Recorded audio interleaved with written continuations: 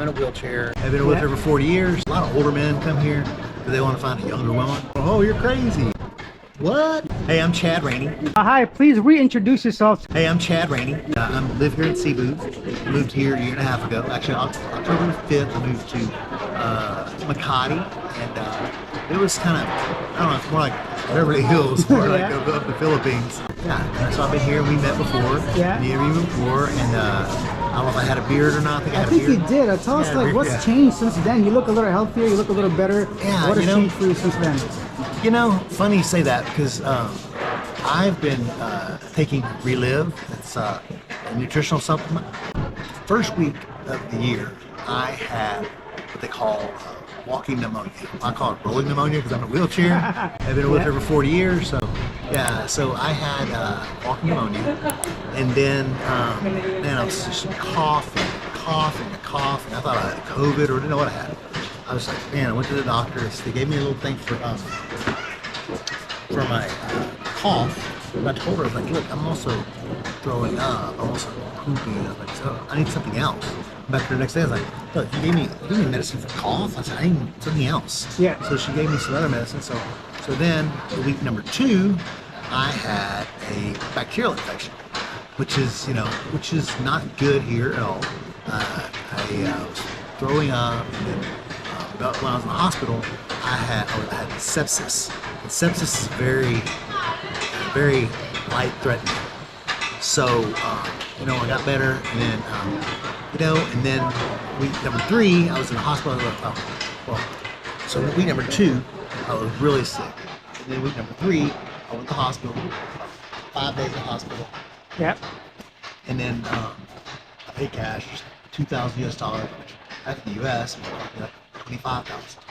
And like the deductible would be like $2,000. So yeah. I like it here. But yeah. So I went back there, and then the week before that, then we had the Silicon. Sinolog, yeah, exactly. Yeah, we had that going on. That was a lot of fun. Really enjoyed it. And then, as you know, I saw it before. I had a girlfriend. We broke up. We won't go right straight to that really, but I was like, you know what? I said, I hired a professional caregiver to come help me, and she's a professional caregiver. And I'll never hire an amateur anymore. Yeah. And I just kind of made some bad mistakes in the past, but now I make better choices. And so I started taking. When I got better in the hospital, I started taking Relive nutritional, which I'd taken in college. I sold it in college, so I always believed in it. So I started taking it twice a day. A little powder, you mix it, and take it every morning and every night. Every morning, every noon, and not probably after lunch sometime. And it gives me much more energy, and I feel healthier. And I lost weight, and I ate Kenny Rogers for lunch every day. It's real simple. You look healthy, man. I want to know a bit about the professional help you talked about. Maybe some people want to know more information about where to find professional help, or how much approximately it costs. Can you give us a little bit more detail about the professional help that you get? How can people access it, or how much it costs? Well, I've now paid a professional caregiver the same price as I paid my previous caregiver. Amateur one. Amateur. Yeah. Okay. So I paid for But but my previous caregiver in the past, she's been really good and took good care of me. But at some point, it's like, you know what? Funny thing is, like, whenever you want to hire somebody additional to come in, like, jealousy is like, I don't know if you know, but Philippines, jealousy is like cancer. Oh yeah. I mean, even if you want to hire an additional caregiver, they're just really jealous a lot of times. So. But yeah, I ran out here one day, and I was walking in front of a girl. I said, so what do you do? She said, well, I'm pretty big into WordPress and also JavaScript. I'm like, wow, I've been looking for somebody here that is really good at digital marketing and all that kind of stuff. And just like does all WordPress. I've got like a ton of domain names. I'm building them all out. Yeah, so she told me that. Then after that, she said, and I'm also a certified caregiver. I'm a professional caregiver. What? Yeah.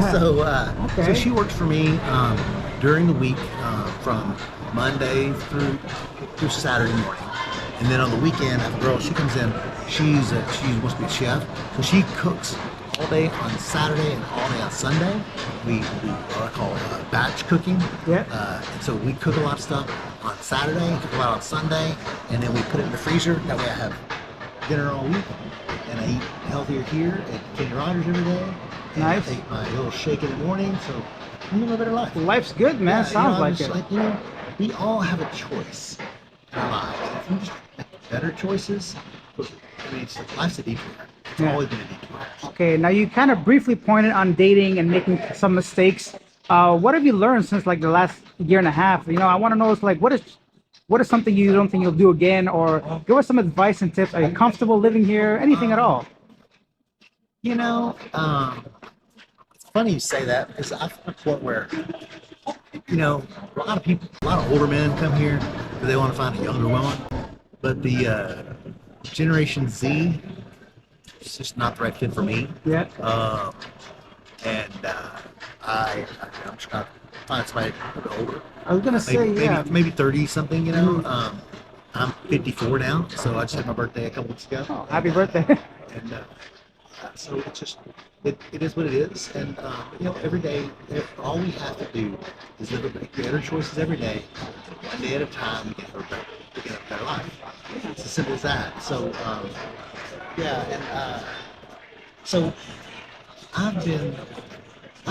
so this time last year in January, I had what they call psychosis.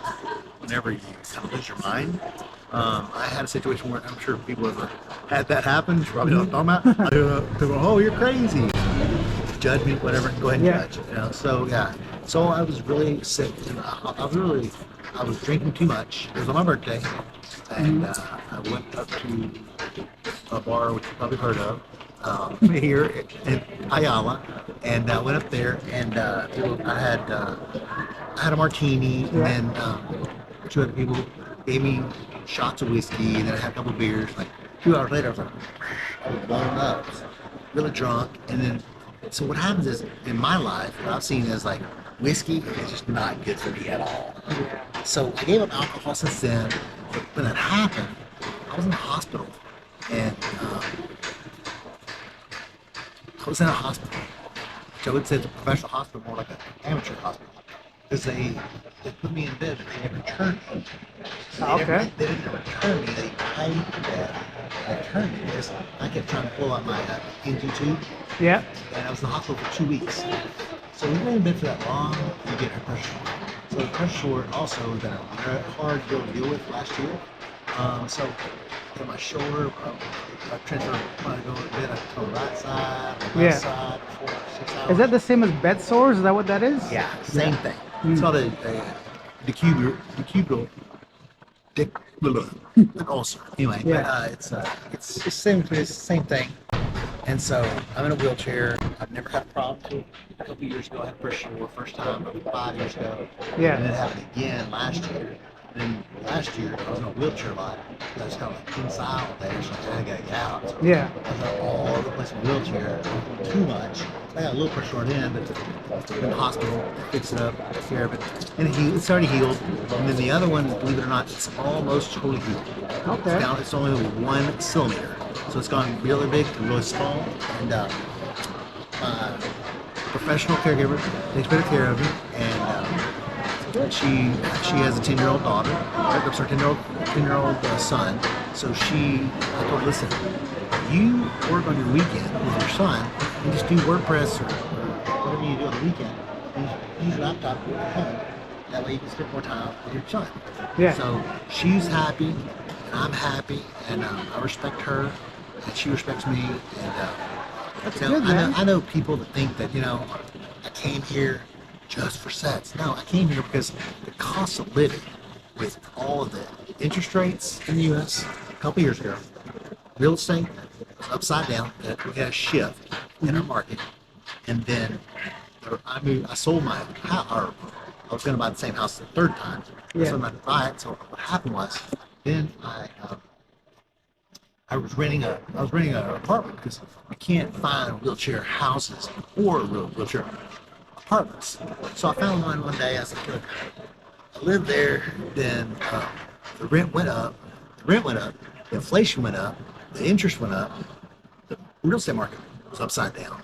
I was like, look, so back this time, years ago, my friend said, if Trump loses, I'm going to move to Costa Rica, but nobody moved.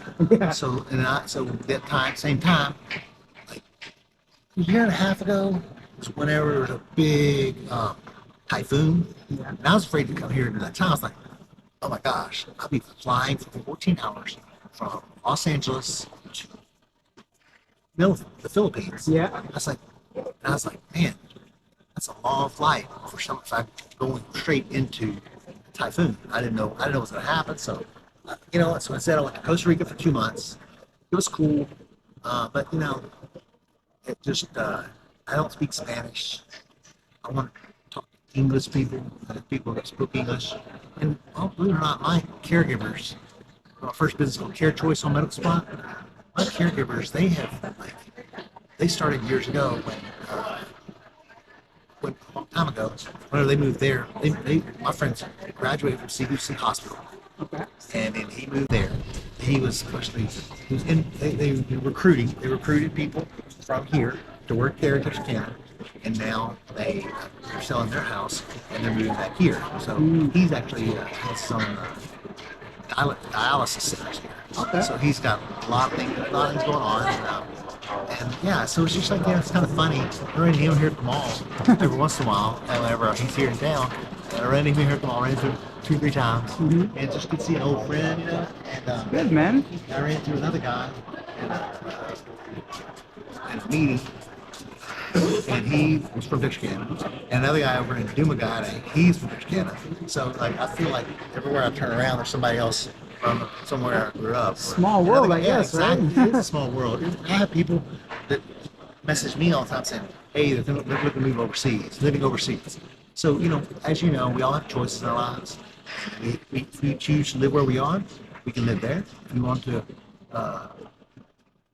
we all have choices. So I just made different choices. Yeah. And now I'm very happy. I've made mistakes with drinking too much, sober ever since. And then just I take better care of my body. Yeah, I noticed. You seem happy for sure. I would say, a lot of people say, you can, what's it say called? I want to treat my body like a temple, not a tent. I'm not a tent. You're absolutely right. Like when I first saw you until now, the big difference. Without sugarcoating, do you think it's okay or comfortable for someone in a wheelchair or disabled to actually live in the Philippines? Or is this just all because of your attitude and who you are and strong person? Oh, I think, let me tell you that. So first off, I will tell you this. Whoever dated online in the US, I was in a wheelchair. They looked at me damaged goods. So yeah. I never was really dateable.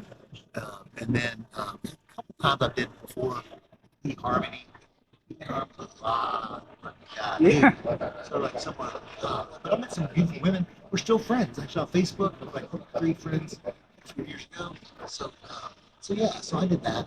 And then when I came here, of course, I used dating site. I used Tinder before I came here.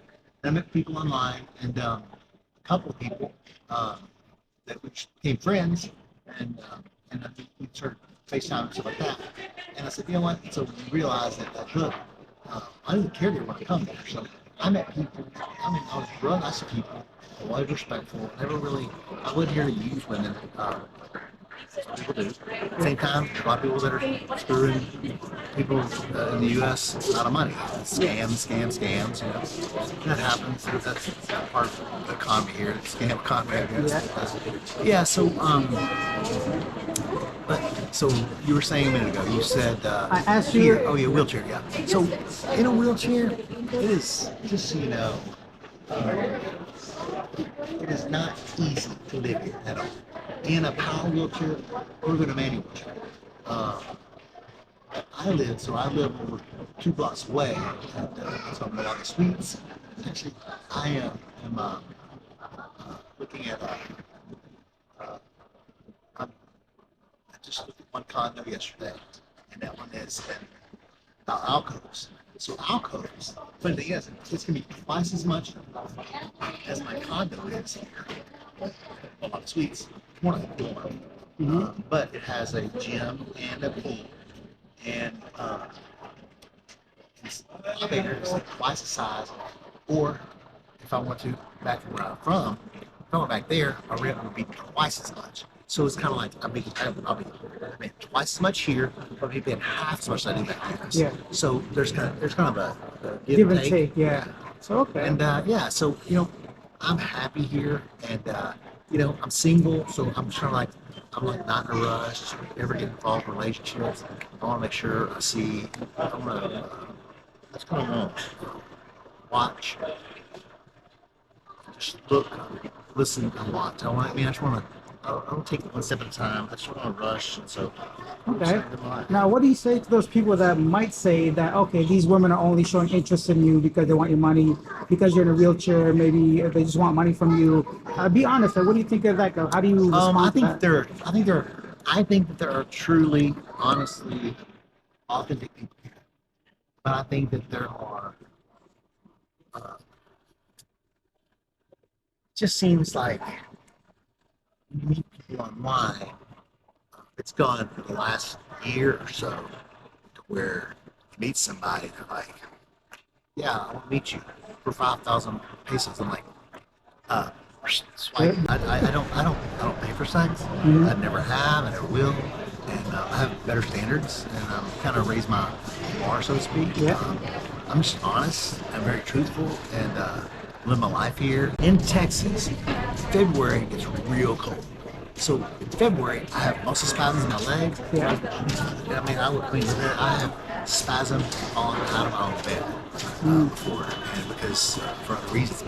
I've broken my muscle spasms. Well, here I don't have that problem because it's always like 75 to 85 degrees every day. And right now there's no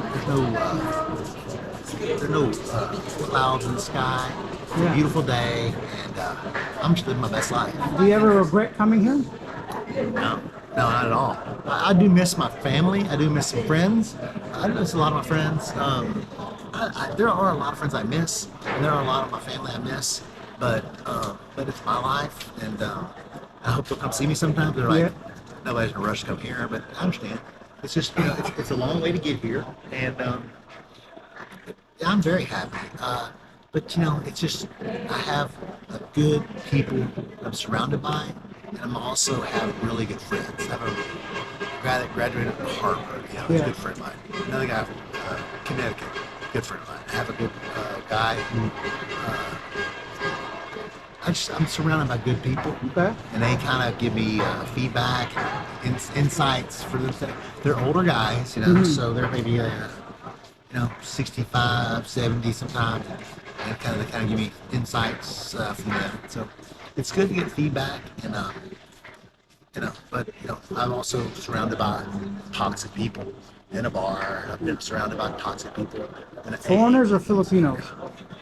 No, they're all Americans. I mean, the thing is, they're only Americans. Okay. Yeah, the biggest assholes are from, in my opinion, the loudest. And Australians are the loudest. And the UK right there also. But Americans, man, they're just some assholes. Yeah. But that's just life. Of course, you're going to get good and the bad, depends on where you are. Just, I think maybe it's I should say that. Everybody's not an asshole. I think there's some people that are misunderstood. And I think that, maybe they have PTSD and stuff like that. You don't know what someone's going through, the history and all that. We don't never know. You never know before you walk in their own shoes. Yeah. You can't walk in my shoes, but you're rolling on me. Rolling your chair. I'll do that. Okay, and last question is because you're still relatively young, would you retire here, or do you think you would just go back to the U.S. when you're older? What do you have in the future? So I'm building out several websites right now.